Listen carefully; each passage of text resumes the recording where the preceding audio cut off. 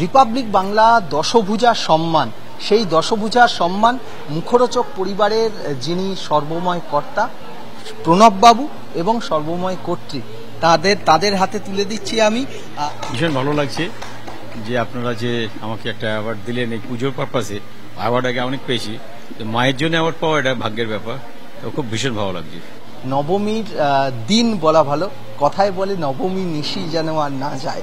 আজকের এই দশভুজা সম্মান এবং কুমারী পুজো কি বলবেন?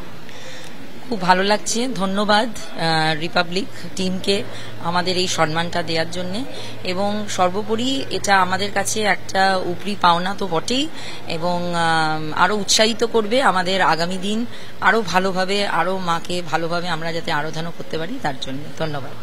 আগামী দিনগুলো মুখরোচক পরিবার আরো ভালোভাবে এই মাতৃ আরাধনায় মেতে উঠবে, এমনটাই জানালেন মুখরোচক পরিবারের কর্তা এবং সর্বময় কর্ত্রী তিনি রিপাবলিক বাংলার তরফ থেকে।